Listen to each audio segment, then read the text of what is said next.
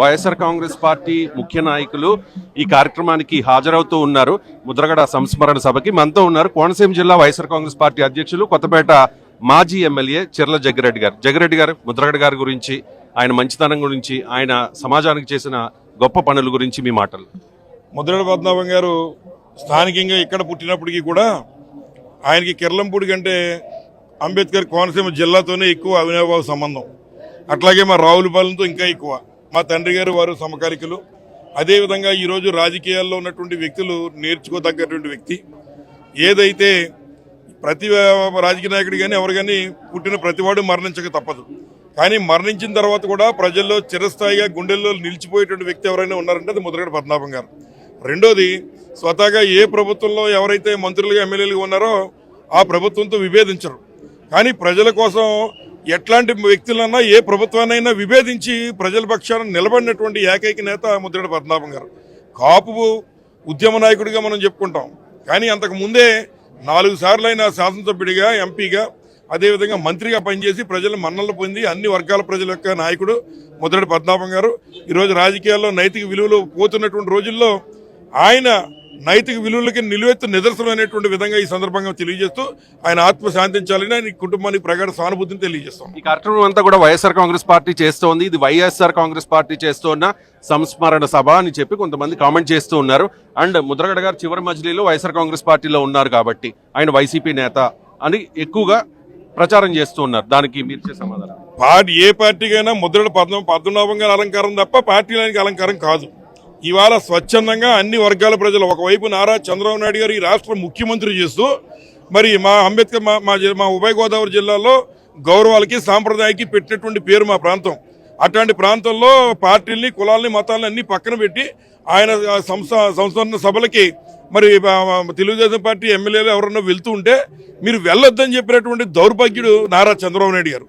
ఏం చేద్దంటే ఇలా చనిపోయినటువంటి వ్యవహారాలను కూడా రాజకీయం చేయడం, వాళ్ళ ఎమ్మెల్యేలు డైరెక్ట్గా మీరు వెళ్ళొద్దని చెప్పడం ఎంతవరకు సవ్వని మేము అడుగుతున్నాం. ఇవాళ ఇక్కడ వైఎస్ఆర్ కాంగ్రెస్ పార్టీలో ఆయన ఉన్నాడు కానీ అభిమానంగా మేము కార్యక్రమం పెట్టి ఉండొచ్చు. కానీ వచ్చేటువంటి ప్రజలు అన్ని వర్గాల ప్రజలు ఉన్నారు. ఇక్కడ మా ఉభయ గోదావరి జిల్లాలో మా యొక్క అభిమానాన్ని కానీ ఆయనతో మాకున్నటువంటి సత్సంబంధాలు కానీ ఏ పార్టీలు వేరు చేయలేమని చెప్పి సందర్భంగా తెలియజేస్తాం. ముద్రగడ గారు కాపు కాదు, ఆయన వైఎస్ జగన్మోహన్ రెడ్డి గురించి రెడ్డిగా మారాడు అని చెప్పి కామెంట్ చేసే వాళ్ళకి మీరు ఇచ్చే సమాధానం ఏంటి? ఆయన కాపు కాదట, మీ రెడ్డిల్లో జాయిన్ అయిపోయారు. మరి రెడ్డిల్లో జాయిన్ అయిపోతే ఆయన కుటుంబాన్ని, రాజకీయ జీవితాన్ని మొత్తంగా పరంగా పెట్టి ఇవాళ గౌరవంగా ఇంట్లో ఉన్నటువంటి భార్యను కూడా తిట్టించుకుని, కొడుకునేమో గెంటించుకుని ఈ ఉద్యమం అంతా రెడ్డిని బీసీలో కలపమని చేశాడా లేకపోతే కాపుల్ని బీసీలో కలపమని చేశాడా? ఎవరికి చేశాడో మీరు చెప్పండి, మేము పక్కన ఉంచండి. ఒక రకంగా ఏంటంటే ఆయన కమ్యూనిటీ కోసం ఆయన రాజకీయ జీవితాన్ని, ఆయన కుటుంబ ఆస్తుల్ని, కుటుంబంలో ఉన్నటువంటి గౌరవాన్ని మొత్తం ఆయన పాడు చేసుకుని ఒక కొవ్వొత్తుల కాపు కులం కోసం ఆయన కొవ్వొత్తుల కరిగిపోయినటువంటి నేత ముద్రగడ పద్మనాభం గారు. అలాగని మిగిలిన వర్ణాలకు కూడా అదే రకంగా కొన్ని సందర్భాల్లో రాజకీయంగా నిలబడాల్సిన పరిస్థితి వచ్చినప్పుడు మరి ఒకేసారి అక్కడ తోట త్రిమూర్తులు గారు, అలాగే పిల్లి సుభాష్ చంద్రబోస్ గారు పోటీ చేస్తుంటే ఇచ్చిన మాట కట్టుబడి ఆ రోజు తోట త్రిమూర్తులు గారికి చేయకుండా పిల్లి సుభాష్ చంద్రబోస్ గారికి చేశారు. అంటే అప్పుడు సెట్టిపల్లి అయిపోయాడా ముద్రగడ పద్మనాభం గారు? బీసీలకు ఎక్కడ అన్యాయం జరగకుండా చేయాలని చెప్పి వెళ్ళి కుడుపూడి చిట్టబ్బాయి గారి ఇంటికి వెళ్ళి ఆయనకి చెప్పి ఆ ఉద్యమం చేశాడు ఆయన. అంటే ఆయన సెట్టిపల్లి జిల్లా నాయకుడు అయిపోయాడని అడుగుతున్నాం. అంచేత అలాగే అంబేద్కర్ గారి యొక్క విగ్రహాన్ని, అంబేద్కర్ గారు అంటే అన్ని కులాలని కలిపి చూసే వ్యక్తి అనే విధంగా మరి ఆయన గురించి కూడా ఆయన కష్టపడినటువంటి నేత. అంచేత ముద్రగడ పద్మనాభం గారు లాంటి వ్యక్తి మీద ఎవరైనా ఉమ్ము వేయాలని చూస్తే అది వారు ముఖం మీద పడుద్ది. మొట్టమొదటి ఉమ్ము నారా చంద్రబాబు నాయుడు గారి మీద పడుద్ది. మీరు అడిగారు కానీ చెప్తున్నా ఇవాళ రంగా గారిని చంపినటువంటి వాడు నారా చంద్రబాబు నాయుడు గారు. అప్పుడు ఒకసారి కాపుల్ని మోసం చేసి మరి ఉన్నటువంటి రాధా గారిని మళ్ళీ ఆయన దగ్గరికి లాక్కున్నాడు. పోనీ రాధా గారిని రెండోసారి చేసేటంటే రాధా గారికి రెండోసారి కూడా ఏమీ చేయలేదు. మొన్న ఆయన్నేమో నమ్మించి పక్కన కూర్చోబెట్టుకుని తండ్రిని చంపేసి కొడుకుని పక్కన కూర్చోబెట్టుకుని మన రాజ్యసభ అవకాశం వస్తే ఆయనకి బ్యాగులు మోసే వారికి రాజ్యసభ టికెట్లు ఇచ్చి ఇవాళ ఆ కుటుంబానికి అన్యాయం చేశాడు. ఏమైనా నారా చంద్రబాబు నాయుడు గారిని అడుగుతున్నాం.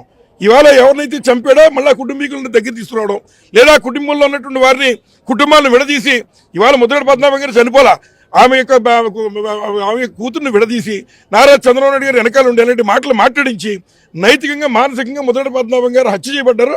ఆ హత్య ముద్రగడ పద్మనాభం గారిని చేయించింది నారా చంద్రబాబు నాయుడు గారు. అప్పుడు రంగా గారిని, ఇప్పుడు ముద్రగడ పద్మనాభం గారిని. కాబట్టి ఇప్పటికన్నా నీకు వయసు వచ్చింది, ఇప్పటికన్నా బుద్ధి తెచ్చుకో.